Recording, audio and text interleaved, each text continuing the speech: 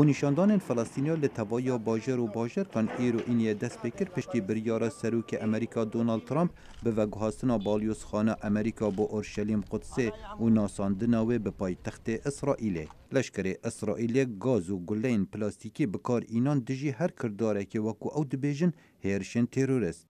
لا هنگا ججنا هنکه یا جوهیان سروک امریکا دونالد ترامپ جگوش گاسپی پس نابریارا خودا.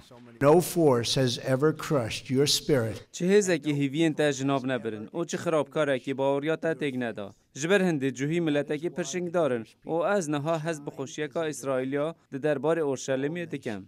وزارت دربه امریکا هشداری کانف نتوی بلاف کرد و داخوز هوشیاری جتوای ولاتیان خود دکت لدما سردان هجماره کا ولاتان دکن وجوانا اسرائیل لپرانیا ولاتن عرب و مسلمان خونیشاندان دجی بریارا سروک ترامپ درکفتن وجوانا حوالبند امریکا ترکیه.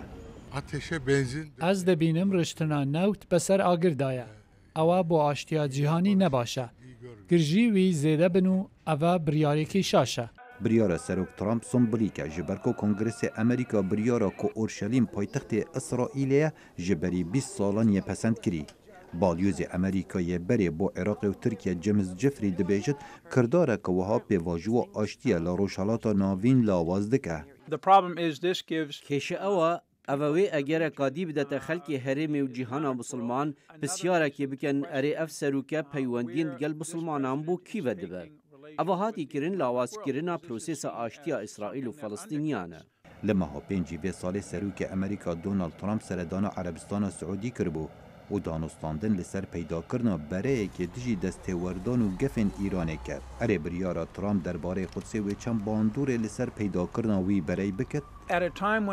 لدما ایران سرکفتنان روجهلات ناویم دست اخید هف پیمانیا دجی ایران یا سروک هولد دا پیگ بینه تیتا آستان کرن. سروک دا سالاداری فلسطینیان لدما سردان و اردن وکو تبایا ریبرین عرب و مسلمان به تکرای بریارا سروک ترامپ رد کرن و ریبر حماس اسماعیل هنیه گفان دکت ود بیجت برخودان فلسطینیان و بردوام بد. القرار الامریکی بریار امریکا دجمنکاری دجی گلی ما راگاهاندنا شرعی دجی فلسطینیان. خونیشاندان مسلمانان جه اندونیسیا و پاکستان و بنگلادش تو توایا ولاتن عربی و حتی اروپا و امریکا دوام دکن که بریار سروک ترامپ با آلی گرد بینن. لی بریار فرمی یا وان ولاتن لسر پینگا و امریکا دیل کمبونا صبحی یا کمکار عربی و هر وسا کمبونا چاوره کری یاره خستیا هفکاری مسلمانان خویا بکد.